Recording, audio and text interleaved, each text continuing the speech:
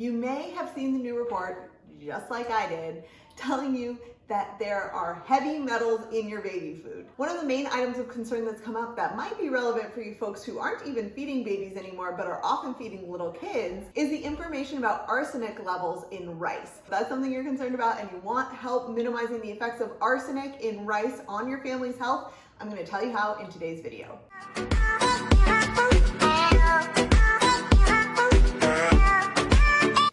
My name's Amy, I'm a mom and natural food chef, and I'm showing up here every week to help make it easier for you to feed your family healthy food more often. We talk about healthy choices, feeding kids, and fast meals, and as part of healthy choices, certainly knowing how to reduce the impacts of arsenic in rice on your family is something that is near and dear to my heart and something I've been learning about for quite some time, so I'm excited to share that information with you here today, though of course, I wish that I didn't need to.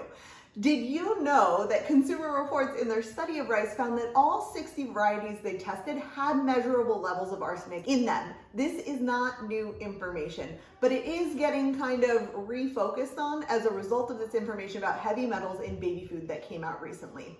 The good news is there are some easy steps that you can take to reduce the impact of arsenic levels in rice on your family, and you don't need to ditch the rice completely. So in today's video, I'm going to cover 3 ways that you can reduce arsenic in the rice that you feed to your family.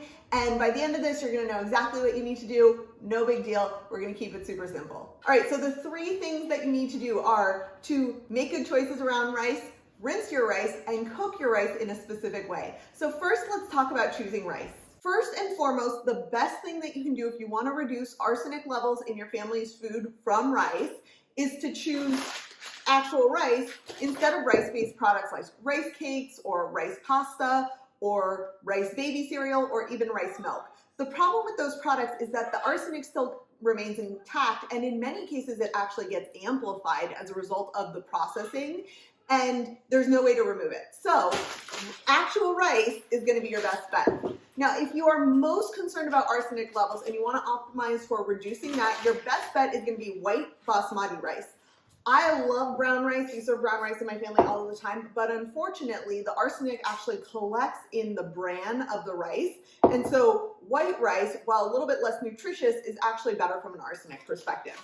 So when you're choosing white rice, you want to choose basmati rice, which has the lowest levels, if it's from California, India, or Pakistan. And another option would be white sushi rice from the USA. So not only is type of rice important, but also sourcing is important as well for the arsenic levels.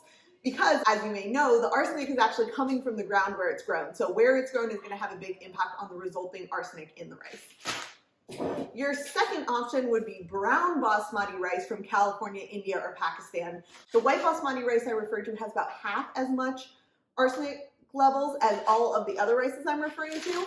And the brown basmati rice from California, India, and Pakistan has about a third less.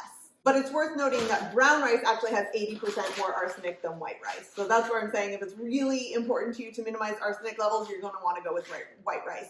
And the importance of making choices for arsenic levels is going to be heavily impacted by how often you're serving rice to your family and what your appetite for it is. The second thing that you can do to reduce arsenic levels in your rice is to rinse it before cooking. This is actually a traditional method. I always love when traditional methods turn out to be the healthiest because it just shows us that there's natural wisdom that happens in the world that has nothing to do with known science, and then science often proves it, and I just think it's the coolest thing.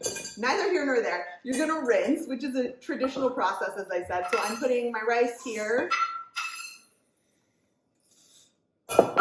and then I'm going to rinse it with water until it runs clear. And this process can reduce the arsenic in your rice by 10 to 20%.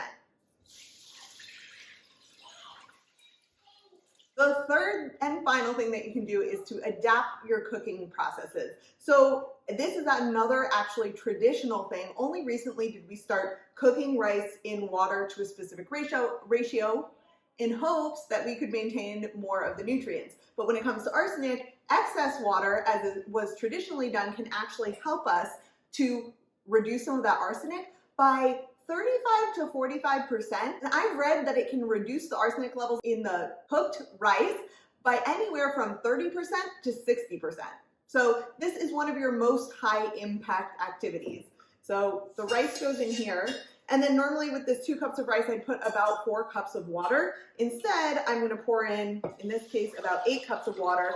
Think of it like cooking pasta. So you're gonna cook it in excess water, and then at the end, you're gonna drain off that water with whatever arsenic it's taken out, that 30 to 60%, and then you'll have completed rice that is much lower in arsenic levels than you started with. I hope today's video was helpful and reduced some of the overwhelm that you might be feeling from this news around heavy metal levels in baby food and other foods. If you have any questions, let me know in the comments. And here are some videos that I think you might like.